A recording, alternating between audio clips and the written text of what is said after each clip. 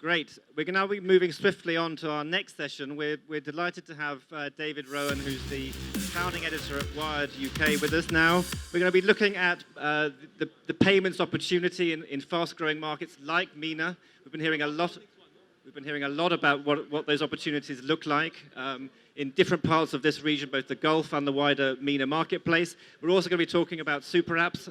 Please welcome David to the stage. Oh, hello. Hello. Hello, FinTech friends. How are you? Yes, you are in. Apologies.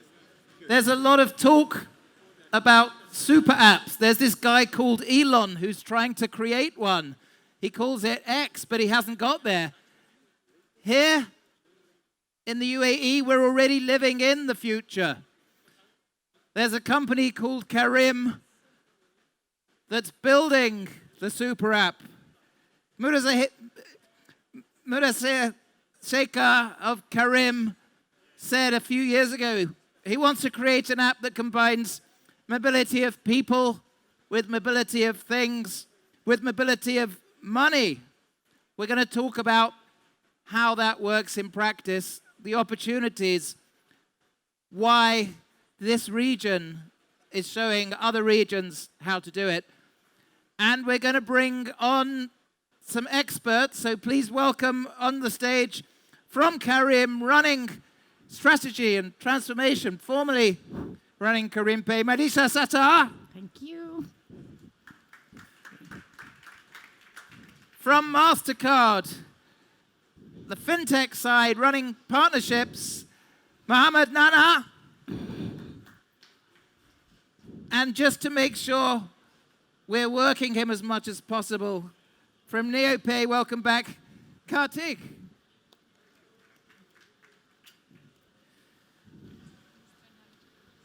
So I'm going to start, Madiha, with your experience at Careem. What is the goal of creating a super app? What does it mean in practice for the customer?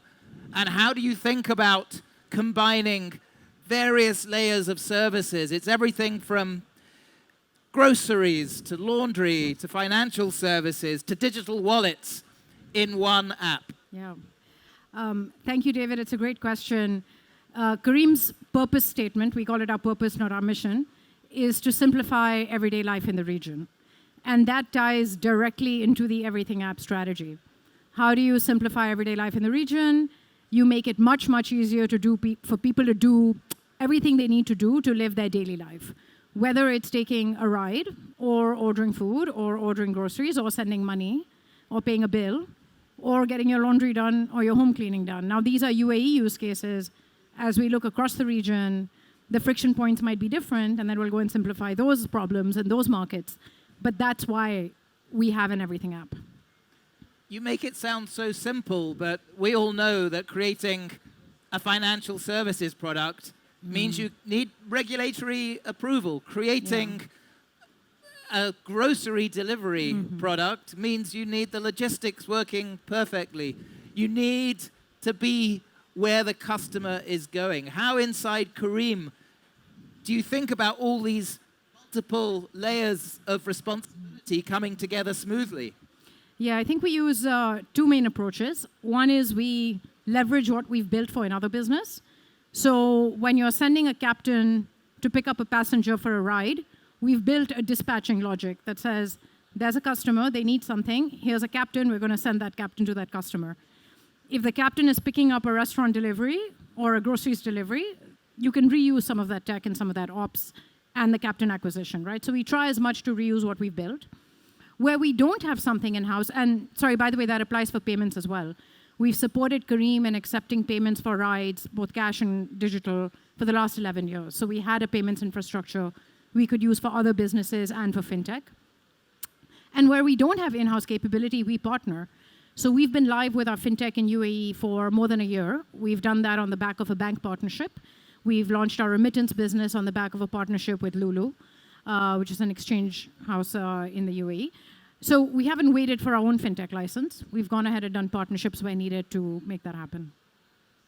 There must be an awful work happening on if you have to collect data about where the captains are, where the groceries are, where the customers are in real time, and also predict where that demand is going to be, and also allow people friction-free ways of paying, of borrowing. How do you think about tech as a way of stitching everything together? And I suppose AI at the moment is one of the big enablers. Yeah, and I think when you said stitch everything together, that's exactly the point. We're trying to platformize as much of our tech as possible. So we use the same payments layer across all our businesses, the same logistics capability across all our businesses, the same user identity, the same locations data. So all of this stuff becomes platformized and then obviously customized for each use case, but that tech has to scale across multiple businesses. And so more and more, we're building these things from a platformization point of view, which, by the way, we can also monetize in the future as B2B services, right? So that's really the key. And yes, where AI is going to come in and has already started coming in and frankly has been used for the last few years at Careem, is exactly what you said in terms of prediction, accuracy, leveraging that data to really send the right captain to the right place at the right time for the right customer. And now with personalization, that's where we're going to deploy AI next, is really making the Everything app super personalized for each user to make it as relevant for them as possible. But when you get that degree of personalization, you need an awful lot of data from the customers.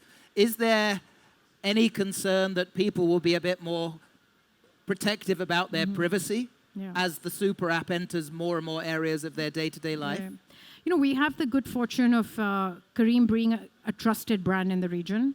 That's one of our sort of elements of success as an Everything app. People trust us to put their cards on file with us and leave their cards on file with Careem. They trust the brand. By the way, we don't ask users for a lot of demographic data. That's a conscious choice we've made.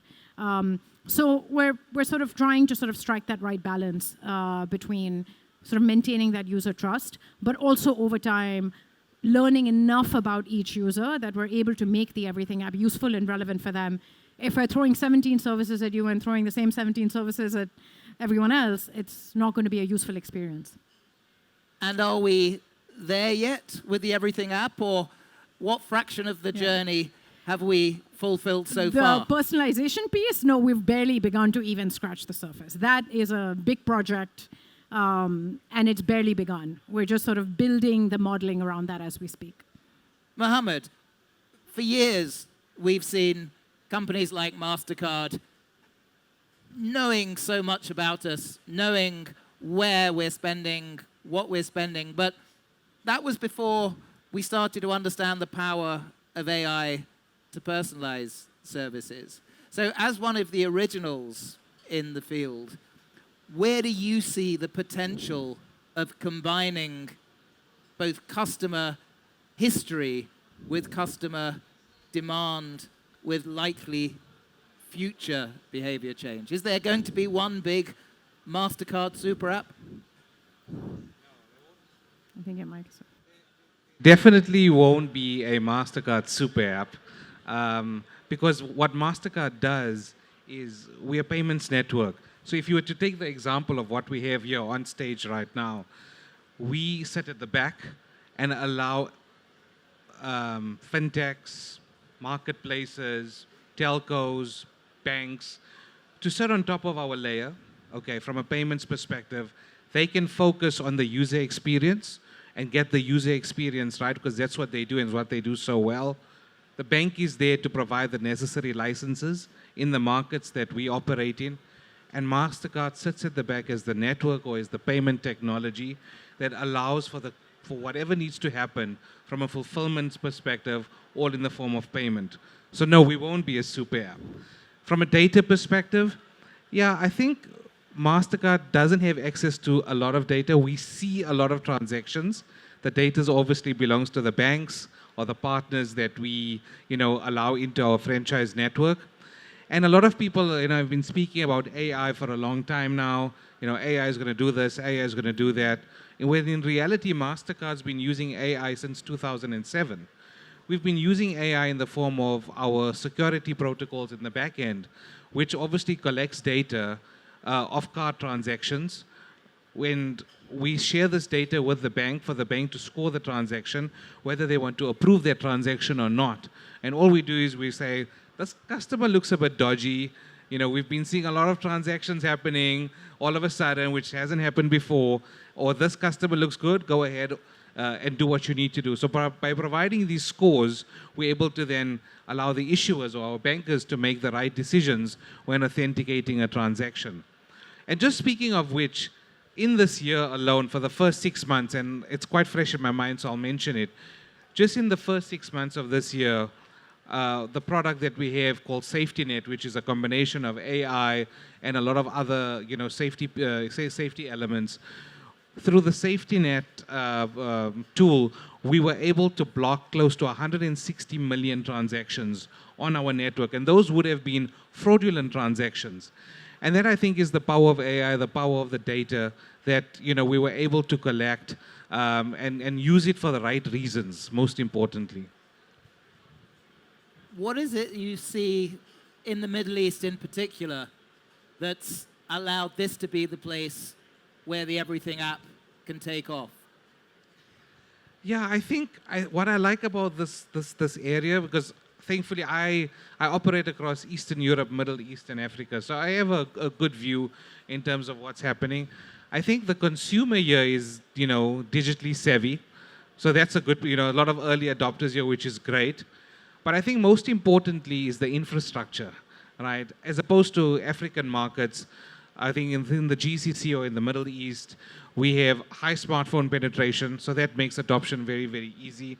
The second piece that we have is, from an infrastructure perspective, there's access to internet, there's access to data, whereas in other markets, it's very, very difficult. To give you an example, we partnered with a telco on the African continent, and they wanted to sort of move away from their traditional GSM business and move into a financial services world. And what they did was they went to China, the whole executive team went to China, they saw what's happening there with Alipay, and they're like, right, we've got access to over 40 million customers, we're going to build a super app exactly like what happened in China, and we're going to become bigger than all the banks across Africa. They came back, they deployed the capabilities, and the reality of the situation is that it hasn't really taken off. And when they look back to understand, like, why hasn't it taken off? Because their approach was completely different. They went in with the approach of financial services as opposed to going in with the approach of providing digital services. They didn't have the correct fulfillment partners. They didn't have the correct merchants on board, exactly like what Careem has today. And all of that obviously went into the fact that their strategy failed because they went in with a financial services mindset instead of going in with a digital lifestyle services mindset. And that's how it failed. They obviously now are correcting their ways. I mean, they can learn a lot from Careem. They should actually come visit you guys instead of going to China. They'll probably get it right.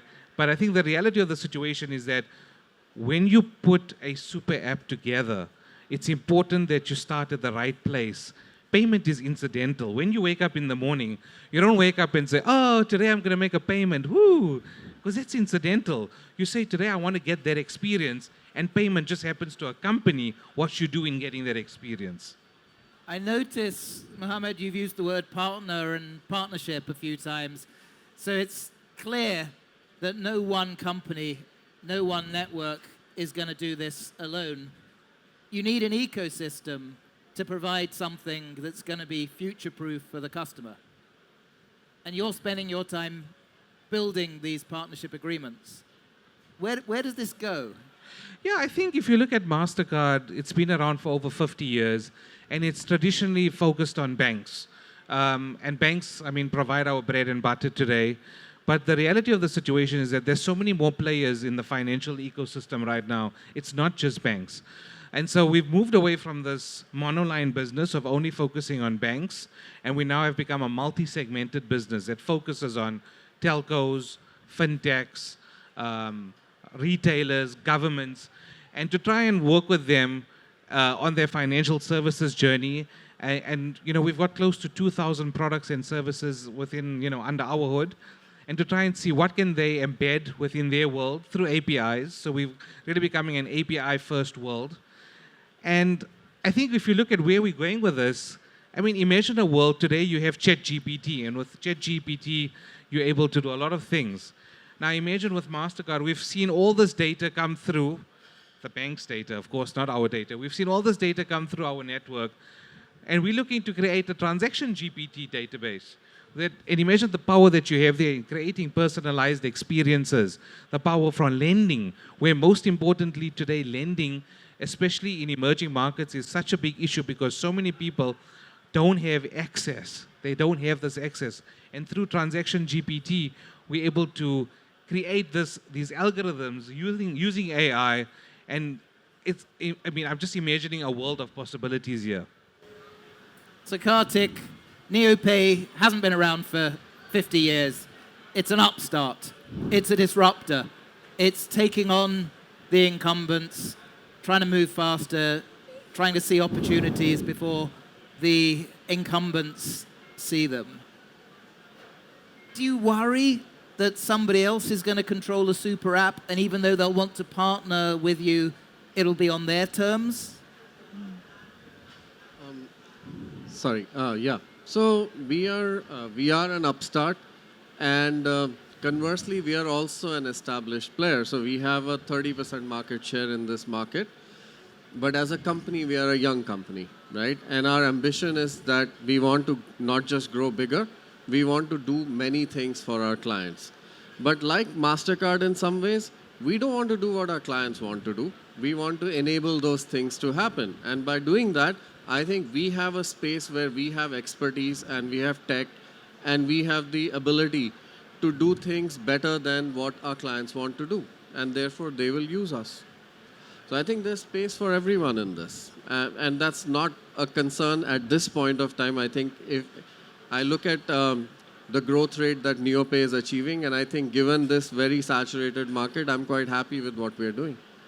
And everybody will want to partner with NeoPay. But do you have any concerns that if there becomes a dominant platform, you have to do what the platform wants rather than what's right for your business? Well, sure. So if you take an example of, I think the only example I can think of which is like that is probably an Alipay or a WeChat, actually even more than that, in China. And frankly, nobody's been able to emulate that as well as a WeChat. And the reason for that is, and this is my view, is that perhaps China is when these companies came up, there was a very distinct set of circumstances which led these companies to scale in the way that they did or build out their tech in the way that they did. And the fact that there were literally no privacy concerns, it means like, and I happen to know some, relatively senior people at WeChat, and we were having in my past life, we were having a partnership discussion. And so the conversation was about know your customer. And this gentleman, who I shall not name, basically said, so if you're asking me, do I know my customer? I know where they work. I know where they live. I know who they interact with, who their friends are. I know who they have long conversations with at night, right? I know what they buy. I know, everything about them. But if you think I have a piece of paper which says that, do I know my client? The answer is no. Can you work with that? And the fact is that we live in different worlds where that piece of paper is important to the regulator that I am accountable to. Yeah, this would be complex in Europe where they would jump all over you. Now, you have an interesting role now, Madiha, in that you're thinking about strategy, which means you're looking into the mystical future, seeing where demand is, seeing where technology is taking the customer's expectation. And I know with the accelerated speed of AI's impact on business, it's very hard to plan 3 or 4 days ahead. But if you are to look maybe 3 or 4 years ahead, what do you see as possible? What do you think we'll be using the super app for that we're not using now? How embedded will it be into all sorts of aspects of our life that we're not currently expecting? Yeah, let me answer that question maybe from a Careem lens and then a broader lens. I think for us, when I look 3 or 4 years into the future, one thing we need to figure out is how to crack the Everything app in other markets in the region. In UAE, it's been a success. Once a customer is a Careem Plus member or using Careem for more than one service, their retention triples, their usage on the platform becomes 3 to 4x, their spend on the platform grows 3 to 4x. So we know that that Everything app recipe works once you start using more than one service, and we know that in the UAE. But we're very early in Jordan with the Everything app. We have yet to launch the Everything app in KSA and in other bigger markets in the region, including Egypt and Pakistan. So for us, that's a big topic that's taking up our mind share. The other thing that we're trying to crack is how do we scale multiple services at once, right? We were a bit later to the food delivery game than a few others. Groceries is still a bit of a white space, so we're not far behind. Payments, I think we're in a pretty decent place. So, but these services still need to be scaled, right? And we're going to have to figure out how we deploy, to your point exactly, AI to scale them faster and better. And that is, again, where cross-sell and personalization is going to become super important, right? So I can cross-sell in a dumb way, where every time you open or every time you take a ride, I can show you a food ad at the end of that ride and hope that you'll make a food delivery, right? But that's a very blunt and sort of dumb approach, right? But if I can be smart about considering many variables, not just the basic ones like time of day, location, where you're going, are you going home, are you going to the office? Those are like fairly basic predictors, right? But the more data we can add into that model along various different parameters, the better our cross-sell should get, right? And one of the ultimate objectives of an Everything app, beyond, of course, simplifying life for our customer, is to bring down our customer acquisition costs, right? Once we've acquired a user to Rides, and we already have a pretty significant Rides user base, we shouldn't have to go outside of that to acquire users for other services. So for us, a lot of the deployment of AI is going to be how intelligent can we get with our cross-sell, and with really targeting the right service to the right user at the right time, right? Now, I think those are sort of two of our immediate top of mind. The other big thing is how we can deploy AI for higher developer productivity. So to make our engineers 50% more productive than they are today, right? And by removing some of the more sort of standard tasks that they need to take on and have them focus on higher value added tasks so that sort of Gen AI can take care of some of the more routine engineering tasks. That's another big area for us to think about. So those are, when I look 3 to 4 years out at least, those are some of the big topics for Careem. And lastly, I would say, like I mentioned, we've platformized or are platformizing a lot of our capabilities. There are B2B opportunities hidden in there somewhere. There is monetization potential in those, and that's a topic we need to take on. How and where we deploy AI for that piece is still a question to be addressed. This idea of AI as a tool for a company to improve its own productivity is really powerful. Inside Mastercard, how are you starting to see generative AI and other forms of emergent artificial intelligence as a way of building the business, as a way inside the company of helping you grow smarter? Yeah, I think, and I think I touched on it earlier, it's a transaction GPT, right? That's something that we're toying with at this point in time. But think about it with this data today, or tomorrow rather, I think the focus is to try and make sure that we use that data responsibly, try and get a more digitally or equal inclusive digital and financial world. So lending becomes a very big important part of that because now you have access to this data to make sure you can get that. The more we move into an online world, the more susceptible we are to fraud. Right? Fraud is something that is a problem and it's a real concern. So Mastercard's invested very heavily in cybersecurity to make sure that we can combat that fraud that would come. We've made acquisitions into companies like Brighterion that uses AI to combat this fraud. I mean, just as an example, last year on the Mastercard network, 40% of the volumes that we processed was all done online. That's globally. Now imagine when we all move into a digitally inclusive world, where that would take us to. So by using these AI tools, we invest, cybersecurity becomes a very important aspect for us to make sure that this business that we've built over the past 50 years of trust, because that's how people see us, right? When you see MasterCard, you see trust. We're able to maintain that trust from a physical world by using your card into a digital world by using your phone, your watch, your palm of your hand, a biometric, whatever it may be. I'm afraid, Mohammed, it's not just going to be your phone or your watch. We're now in the world of brain-computer interfaces. So in a couple of years, maybe we'll think about buying something and it will go through the MasterCard network. My wife's already there. Just hope our brains don't get hacked. I just want to kind of close with, Madiha, is there only going to be one super app or is there room for competition? I think there's definitely room for more than one. But if we look across this region, and I'm assuming this is not a UAE-specific question, there isn't a leading everything app across the region. And Careem isn't there yet either, as I said, where we lead in UAE, but not in other markets. I think there's room for more than one, but I think they'll each have to have their own identity, right? You have a few people trying to do financial super apps, so there's that. You have Careem trying to be sort of an everyday life app for all of your everyday services. We'll probably have maybe one or two others that have their own identity and sort of their own bent or their own take on a super app.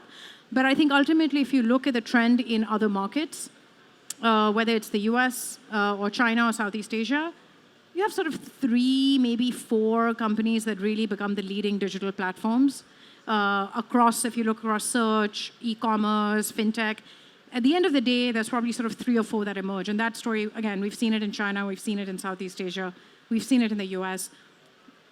We expect a similar sort of size set to emerge from the region, but we're not there yet. So I'm going to ask one final question. This guy called Elon, who's seen what's happened in China, he's seen what's happened in the Middle East. He thinks he can create a super app for the West, for the US market in particular. Does he have a hope?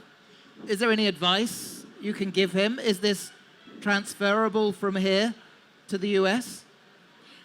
I think he'll have to figure out what problem is he solving for the user, right?